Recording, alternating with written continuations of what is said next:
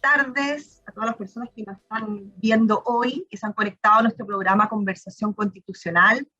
Hoy día me acompaña Gonzalo Rojas May Ortiz. ¿Cómo estás, Gonzalo? Gracias por acompañarnos. Nos vamos a dar un espacio vamos a pasar por algunos temas que no los he conversado con otros invitados, nos vamos a ir un poco más a las emociones, a los sentimientos, lo cual me parece excelente. Les comento que Gonzalo es psicólogo, consultor, académico, escritor y columnista. Está especializado en psicolingüística, en psicoanálisis y en psicología clínica. Es autor de 5 libros, entre los que destacan En defensa del optimismo, del año 2021, La revolución del malestar, del año 2020, y numerosos artículos que han sido publicados en Chile, en Estados Unidos y en México también. Y además es editor responsable de distintas revistas especializadas en tu área, que es el área de la psicología. Y además, Gonzalo, un miembro de Amarillo también desde los inicios, así que estoy muy contenta que hoy día podamos conversar. Muchas gracias, Pilar. Encantado de estar conversando hoy día contigo. Gonzalo, partamos hablando de lo que hemos puesto sobre la mesa los amarillos en las últimas semanas, que es esto de, nosotros optamos por la opción del rechazo, pero le hemos puesto un apellido, ¿cierto? Que es el rechazo con esperanza. Quiero que me explicaras un poco de eso y por qué es importante que se hable de esa manera, del rechazo con esperanza. A ver, yo creo que indudablemente nosotros como sociedad y como individuos, ¿verdad? Estamos pasando por un proceso de transición súper importante. Nosotros los chilenos muchas veces tendemos a ser un poquito reduccionistas o ombliguistas, si queremos, ¿verdad? Y creemos que lo que nos pasa a nosotros es lo fundamental y solamente nos está pasando a nosotros. Pero la verdad es que uno se fija en los últimos 20 años, a nivel mundial, ha habido distintos países, distintas sociedades que han pasado por procesos de gran reflexión, de gran crisis también, donde las sociedades se han ido repensando al fragor de todo lo que ha pasado en términos de cambios de transformación cultural, tecnológica, valórica, ¿verdad? Desde la caída de las grandes utopías en Occidente, al menos de los años 60, 70 y 80 incluso, por esa pasada de enorme pragmatismo de los años 90, comienzo de este milenio, de este siglo.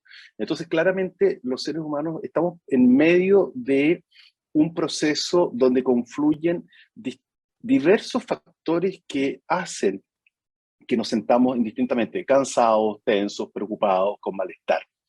Y en el caso nuestro, de nuestro país, desde luego, los últimos 3 años han sido particularmente complejos, desde el estallido social y lo que venía desde antes, porque desde luego Chile no parte con el estallido social, pero claro, si pensamos en el hito, ¿verdad?, de octubre del año 19, bueno, son prácticamente 3 años, donde hemos venido atravesando por un proceso de transformación, un proceso donde han confluido, como digo, distintos factores de crisis, y si a eso le sumamos, ¿verdad?, la pandemia, sin duda, nos encontramos en un momento muy complejo de nuestra historia, donde estamos todos, ¿verdad?, frente a diversas disyuntivas, no solamente el apruebo y el rechazo, y eso hace que la noción de esperanza, y desde mi punto de vista, yo acabo de publicar un libro sobre esto, sobre un optimismo, pero un optimismo realista, aparece muy necesario. ¿Cómo es eso? Explícame un poco eso del optimismo realista. Bueno, a ver, el optimismo es una posición psíquica, donde en el fondo lo que hay es una apertura hacia un escenario más positivo del cual yo me encuentro. Ahora, muchas veces la gente cree que ser optimista es ser un tanto iluso, porque hay distintos tipos de optimismo, digamos. O sea, hay optimismo voluntarista, donde uno cree que las cosas van a pasar porque uno quiere que pasen, solamente, sin un trabajo, sin una dirección, sin asumir el costo y el gasto que eso significa. Entonces, hay optimismos también bien ilusos, fantasiosos, si tú quieres. Y finalmente existe el optimismo realista, donde uno dice, mira, estoy frente a un escenario muy difícil, muy complejo, muy desafiante, y yo elijo, antes que deprimirme, antes que quedarme en una posición de angustia, de estrés, ¿verdad?, de rabia, yo elijo ser optimista, pero asumiendo que tengo que hacer un trabajo para lograr el objetivo que yo quiero. En eso consiste este optimismo realista que estoy tratando de describir. Oye, Gonzalo, desde el optimismo entonces, ya que lo trajiste a colación. ¿Qué crees tú, cómo analizas que puede ser un escenario en la posibilidad que gane el apruebo y cómo puede ser un escenario en la posibilidad que gane el rechazo? ¿Cómo los ves tú, tal vez desde estas emociones, optimismo, pesimismo o algo por ahí? A ver, desde luego, y esto lo sabemos todos, ¿no? Nuestro proceso no concluye el 4 de septiembre de este año o el 5 de septiembre, el día siguiente. ¿Ah? Este es un hito muy importante donde desde luego yo como ciudadano he elegido y estoy por la opción del rechazo, al igual que Amarillos, que es un movimiento al cual pertenezco con entusiasmo y con enorme esperanza. Eh, y yo creo que no es lo mismo, desde luego, el rechazo que el apruebo. Yo creo que el apruebo nos pone en un escenario súper complicado. El apruebo nos fuerza a aceptar una constitución, desde mi punto de vista, muy imperfecta, una constitución construida con una mirada reduccionista, con una mirada que no toma en cuenta los enormes desafíos que tenemos como sociedad, como continente, como planeta para el siglo XXI. Toma temas que desde luego son muy importantes, la ecología, ¿verdad? El lugar de la mujer, ¿ah? El reconocimiento a la deuda que tenemos con los pueblos originarios, en fin, hay temas muy importantes y muy positivos que tiene este texto constituyente, pero al mismo tiempo, este es un texto que surge como una respuesta reduccionista, como digo, con una mirada muy parcial y donde se fragilizan nuestras instituciones republicanas, donde se fragiliza la posibilidad de diálogo y de alguna manera se acorrala a un grupo muy importante de nuestra ciudadanía, mayoritario, desde mi punto de vista, que es el centro, la centroizquierda histórica y desde luego también la derecha, ¿no? Y sucede que este es un país donde no sobra nadie, este es un país que es de todos nosotros, ¿no? Y es como tiene que ser. En tanto que el rechazo nos obliga al diálogo. El rechazo nos dice, ¿saben qué? El trabajo tiene que continuar. La mayoría de nosotros ya votó por cambiar el texto del año 80. La mayoría de nosotros no está de acuerdo con la Constitución que nace la dictadura, más allá de las significativas e importantes reformas que se le hicieron, hasta la propuesta que se construyó y se planteó durante el gobierno del presidente Lagos. Pero sí, todos nosotros como sociedad nos merecemos y queremos una constitución construida en democracia y construida desde el diálogo, pero desde un diálogo con apertura, desde un diálogo con imaginación, con coraje, pero sobre todo construida desde la responsabilidad.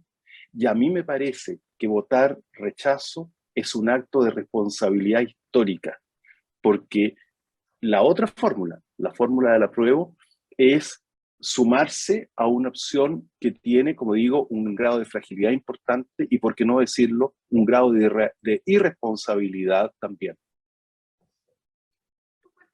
Al principio haciendo un contexto un poco de lo que hemos estado los chilenos en los últimos 3 años, e incluso más, porque tal, muy bien como tú lo dijiste, el Chile no parte, o el análisis sociopolítico no parte a partir del estallido social, por cierto que no, nosotros venimos de una crisis de polarización hace bastantes años más, ¿cierto? Así es. Pensando en eso, en ese contexto en el que es real, que ha sido y está siendo muy difícil quebrar la polarización, más estos escenarios que tú dices que se pueden generar después del 4 de septiembre, sea cual sea el resultado. En ese contexto, ¿tú ves posible un encuentro entre las chilenas y chilenos? Yo sí, yo creo que sí. A ver,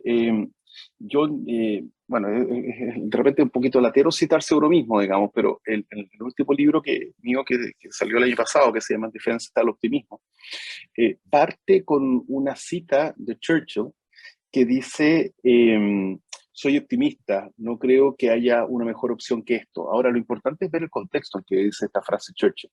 Churchill dice esa frase en diciembre de 1940, cuando Gran Bretaña, cuando Inglaterra está absolutamente acosada por el nazismo, prácticamente toda Europa está en manos de los nazis, Estados Unidos no ha entrado a la Segunda Guerra Mundial todavía, las bombas B1, B2 caen sobre Inglaterra, sobre Londres en particular, hay hambre, hay frío, hay pobreza, todo es incertidumbre, todo es complicado. Entonces, un periodista le pide a Churchill que mande un mensaje al pueblo británico, al pueblo inglés, como un saludo de fin de año, y le dice, ¿qué mensaje le puede usted mandar al pueblo inglés frente a este escenario tan terrible en el que nos encontramos, ¿no? Solo frente al nazismo, en una guerra, ¿verdad? Y con todas estas precariedades.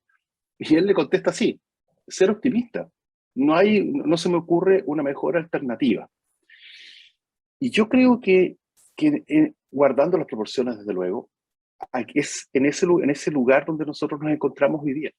Nosotros estamos frente a una crisis económica en Chile, pero a nivel mundial muy importante. Una crisis ecológica, climatológica, política enorme, frente a una transformación tecnológica gigantesca, con un problema de migración para Chile y para el mundo enorme que no se va a detener, con un problema de delincuencia y de narcoterrorismo en nuestro país gravísimo. Yo muchas veces me pregunto si nosotros como ciudadanos le estamos tomando el peso a esto. Y por lo tanto, frente a eso, nosotros estamos condenados al diálogo. Yo creo que no tenemos otra alternativa que el diálogo, a no ser que elijamos una alternativa desde la violencia, ¿no? Que yo espero que nunca más esa sea una alternativa para los chilenos, al pueblo de Chile. Entonces, yo pienso que el triunfo del rechazo nos obliga a iniciar un proceso de diálogo, pero diálogo profundo. También en otro texto que yo escribí, yo planteo una tesis, ¿no? Que Chile es un país que siempre se ha administrado razonablemente bien, pero Chile es un país que no se piensa.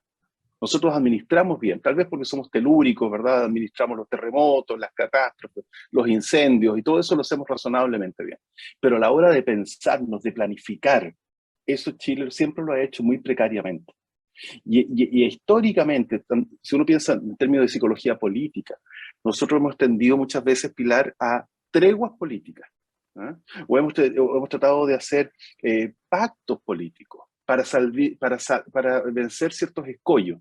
Y yo creo que la lógica que se ha intentado hacer con esta constitución que se nos propone es desde ahí, ¿no? Una cosa a medias, no bien pensada, no bien planificada, cuando lo que nosotros requerimos es diálogo para lograr un verdadero acuerdo mayor. Yo comparto ese análisis que haces tú respecto de una suerte de angustia generalizada que hay por los temas económicos, por el tema ecológico, por la misma pandemia, etcétera. Y me parece súper aceptado lo que dices, que eso, la salida a la vía de escape tiene que ser el diálogo. Ahora te pregunto, ¿quién crees tú que tiene que dar el puntapié inicial para ese diálogo? Qué gran pregunta. Lo que yo esperaría, y de corazón así lo esperaría, es que sea el gobierno. Yo creo que el gobierno tiene el principal mandato de cualquier gobierno, ¿verdad? Es velar por la paz y el acuerdo social entre quienes fueron sus electores o incluso quienes puedan ser sus opositores circunstancialmente. Y yo creo que el presidente Boric tiene una obligación ética y una obligación moral con su pueblo, con todos nosotros y con la historia de Chile, de frente al triunfo del rechazo, que yo creo que va a ocurrir, afortunadamente para nuestro país, esté a la altura de ese desafío, de ese enorme desafío, y él sea capaz de llamar a un gran acuerdo nacional, a un espacio de diálogo donde no se excluya absolutamente nadie, y a ver si de una vez por todas nos tomamos esta tarea realmente en serio. Y es lo que yo espero que el gobierno haga. Sin duda, el Congreso, los partidos políticos, la sociedad civil, los intelectuales, las universidades, los empresarios, desde luego, tienen que tener una voz en esto, tienen que tener una participación, pero creo que quien es el llamado a conducir esto es el presidente, y yo se lo pido desde ya, y espero que él acepte ese reto y, insisto, esté a la altura de ese desafío, que es lo que yo creo que él quiere de corazón, es lo que yo pienso. Conversábamos antes que estamos como en este escenario medio angustioso, ¿cierto? Por distintas cosas. Pero yo he hecho un poco la rueda para atrás y me acuerdo que no estábamos así por ejemplo, en el momento cuando ganó la prueba, había un ambiente más de esperanza, tal vez de optimismo, ¿cierto? No sé si tú lo analizas de igual manera. Ahora, considero que un año después estamos en este escenario más pesimista. Tú, no sé si Claro. lo compartes, te quiero preguntar si tú tal vez identificas alguna emoción o sentimientos más positivos en el hoy. Es que, bueno, es que mira, la psicología de las emociones siempre es bien interesante, ¿ah? Y por eso hablo de este optimismo realista. Nosotros estamos en un momento de la historia de la humanidad, yo creo que tiene que ver con las redes sociales, ¿ah? Yo soy un usuario de redes sociales, participo en redes sociales. Eh, pero yo creo que se ha instalado una suerte de noción en términos de que lo que uno siente es la verdad. ¿Ah? Se ha instalado entre nosotros la idea de que si yo siento algo respecto a un hecho o una persona o una situación, es cierto, es verdadero. Y con pocos cuestionamientos. Entonces yo creo que, claro, hay un ethos, vale decir, hay un espacio de encuentro de la inmensa mayoría de los chilenos en esas enormes concentraciones y marchas, ¿verdad? Autoconvocadas prácticamente a fines de octubre, comienzos de noviembre del año 19, independientemente que junto con eso, ¿verdad? Teníamos toda esta anomia y toda esta deconstrucción, ¿verdad? Y toda esta furia iconoclasta y la quema del metro y todas las cosas que sabemos. Fue una suerte de bipolaridad, pero en esta especie de bipolaridad tan clásica de los chilenos, ¿no? De todos nosotros, con el triunfo del apruebo, eh, hay un punto de encuentro, ¿no? Y aparece una suerte de idea, de esperanza, de idea de que ahora sí que vamos a ser capaces de sacar la tarea adelante, porque yo siento que este es el camino correcto, porque yo siento que es lo que me corresponde, porque yo siento que el futuro va a ser mejor, porque yo siento que estamos todos juntos, porque yo siento que estamos todos en la misma idea feliz, porque yo siento que esto es lo correcto. Pero es puro sentir. Y los hechos demuestran a medida que va pasando el tiempo que uno no se puede quedar solamente en los sentimientos. Los sentimientos, sin duda, y las emociones son súper importantes, pero la acción y el pensamiento es lo que permite que las emociones y los sentimientos se hagan carne, se hagan verdad. Y cuando empiezan a aparecer los obstáculos, y cuando aparece la falta de conducción política, y cuando nos encontramos con unos constituyentes, desde luego yo no puedo generalizar, no puedo decir que son todos, yo tengo amigos que están o que estuvieron en la Asamblea Constituyente, tengo el mayor respeto por ellos y por otros que no conozco, pero yo diría que el tono que le dio la Asamblea Constituyente a nuestro país y el tono que una vez más amplios sectores de nuestra clase política y de partidos políticos le dieron a la discusión constitucional, lo que único que hizo fue dividirnos, fragmentarnos y en definitiva sembrar el temor, la desesperanza y la desconfianza entre nosotros. Esta constitución o este proyecto constitucional lo que ha hecho desde el punto de vista psicológico es sembrar la incertidumbre y el miedo entre nosotros. Y eso es extraordinariamente grave. Justo terminaste con algo que te quería preguntar, así que me cae súper bien tu última respuesta, porque los que están por el apruebo piensan que si gana el rechazo este país se va a arder en llamas, y los que estamos por el rechazo y piensan al revés, piensan que el país se va a caer a pedazos, por decirlo de una manera. El miedo, ambas posturas, detrás de eso existe el miedo. Te pregunto como psicólogo, ¿cómo se administra el miedo?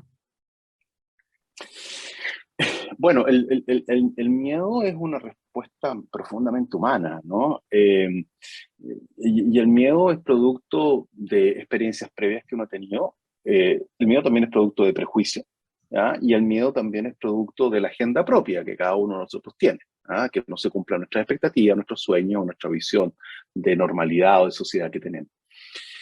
A ver, así como yo nunca he pensado que, o sea, hay ciertas como ridiculizaciones que se hacen, ¿no? O sea, a ver, si gana el apruebo, Chile no se va a transformar en el narcoestado venezolano, ¿ah? Esto no se va a transformar en Venezuela, ¿verdad? Y si gana el rechazo, aquí nos impone la Constitución del 80 y volvemos a los tiempos de la dictadura, de la tiranía. O sea, a ver, esas son caricaturas, eso es realmente absurdo.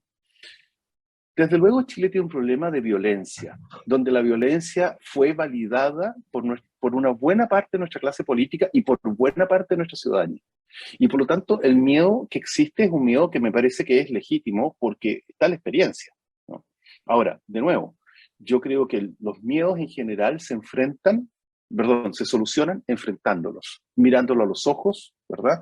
Y administrándolos de una manera proactiva y metiéndole racionalidad y metiéndole diálogo, metiéndole orden. Y ahí nuevamente, pienso yo que en la medida que el gobierno y el presidente en particular esté a la altura y él sea capaz indistintamente de administrar el camino hacia el diálogo, el camino hacia el encuentro, pero también el orden público, eso es extraordinariamente importante. Este es un presidente que, en mi opinión, le ha costado entender lo fundamental que resulta el orden público para la paz y para la construcción de una democracia serena y madura. Por lo tanto, a mí me parece aquí que la responsabilidad fundamental es de cada uno de nosotros como ciudadanos, de enfrentar y administrar el miedo, pero de nuevo, apelando al rechazo. Yo invito que con confianza y con optimismo votemos, ¿verdad?, por el rechazo a este mal proyecto constitucional. El presidente y nuestros líderes políticos estén a la altura de estas circunstancias y este desafío mayor que está frente a nosotros. Tiene que ver mucho también con la confianza, ¿no? Así es. Estarnos encima de confiar, finalmente. Gonzalo, nos quedan algunos minutos y te quiero, además de pedir tal vez que hagas una reflexión final de lo que tú de tu decisión de rechazo, que lo comentaste al principio, pero te quiero preguntar en puntual, ¿por qué razones o cuáles son las cosas finalmente que uno no traga? No sé, por decirlo. Yo, por ejemplo, mi piedra de tope, tengo varios aspectos que no me gustan del texto, pero lo que más lo que no logro tragar es el sistema político. ¿Cuáles son los que tú no tragas? A ver, voy a hablar muy brevemente de mí. Yo, por razones familiares, debido a la vida que le tocó a mis padres, me tocó vivir de niño y durante mi adolescencia esencialmente en regímenes dictatoriales. Yo nací en Chile, viví en Chile hasta que era muy pequeño, y después viví en China, en la China de la Revolución Cultural, la China de Mao. Después viví en Cuba. Mi padre era el embajador del presidente Allende en Cuba y me tocó la dictadura de Fidel Castro. Yo no tengo ningún problema con decir eso. Y de ahí viví en Alemania Democrática, donde el señor Honecker era otro dictador. Y luego viví en Venezuela, que era un Venezuela totalmente distinto. Volví a Chile y viví en Chile durante la dictadura. Luché contra la dictadura. Fui perseguido durante la dictadura. O sea, a mí no me van a contar cuentos, a mí no me pueden contar cuentos con respecto a que si las dictaduras de izquierda o de derecha son buenas. No hay dictadura buena, no hay régimen autoritario bueno en este mundo. Puede haber razones, puede haber lógicas que las sostengan, que lo traten de explicar, pero la verdad es que las dictaduras son siempre regímenes inhumanos al final del día. Y la principal razón, al igual que tú, por la cual yo no estoy de acuerdo con este texto constitucional, es porque este texto constitucional debilita nuestro régimen político, debilita a nuestro sistema judicial y le abre la puerta al populismo y le abre la puerta al poder político de una manera absolutamente irresponsable, que si un presidente, ¿verdad?, si una autoridad y si el régimen del Congreso, la Cámara de Diputadas y Diputados que se nos propone, cae en manos de una lógica de izquierda o derecha, de corte populista, la puerta hacia la tiranía está abierta de par en par. Esto no es una ilusión, esto no es una cosa menor, esto es un hecho absolutamente cierto. Si también hay que leer la historia y está plagado de ejemplos al respecto. Entonces, ¿por qué no? Porque creo que la democracia es fundamental y la tenemos que cuidar y proteger. En segundo lugar, porque creo, y por lo tanto creo que esta Constitución no salvaguarda a la democracia desde el punto de vista político, ni desde el punto de vista del régimen jurídico, ni tampoco le abre las puertas al verdadero diálogo, porque al establecer, por ejemplo, un Estado plurinacional, que es muy distinto a un Estado pluricultural o multicultural, que es lo que hemos sido y siempre seremos, le abre el régimen las puertas al nacionalismo, al etnonacionalismo, lo cual es extremadamente grave e irresponsable. Comparto plenamente tu análisis sobre todo esto de abrir la puerta al populismo. Yo considero, y cada vez que puedo, lo trato de conversar con personas, que el populismo está a la vuelta de la esquina y de repente se ha caricaturizado un poco, de decir de que las personas que estamos que lo hacemos ver, todo lo encontramos como que puede ser populista, pero no considero que sea un análisis menor. Gonzalo, estamos en el tiempo que nos hemos puesto para nuestra Muchas entrevista. gracias. Yo te lo agradezco mucho porque me ha tocado estar con todos los otros amarillos que tú conoces, que hemos pasado por distintos temas, hemos hablado de sistema político, hemos hablado de medio ambiente, hemos hablado de Estado regional, hemos hablado de seguridad y hemos hecho otras entrevistas, pero con nadie a mí hemos podido tocar estos temas más de lo que le pasa al ser humano el día a día, ¿cierto? De las emociones, de los sentimientos, de los miedos, y yo creo que vale la pena de repente parar un poco y hacerse esta pregunta, hacer estos análisis y también, como tú dices, hablar un poco más de optimismo en un escenario que a veces es más pesimista. Así que yo te agradezco, me encantó haber conversado contigo, de verdad. Muchas gracias, Pilar. Muchas gracias. Te mando Así que bueno, eso igualmente te iba a decir. Yo espero que tú tengas espacio para que tengamos en las próximas semanas tal vez otra conversación en la medida que vayamos Encantado. avanzando en lo que nos convoca, así que cuento contigo. Listo, encantado. Muchas gracias, Pilar. Un abrazo. Ya, Gonzalo, un abrazo. Chao, chao. Adiós.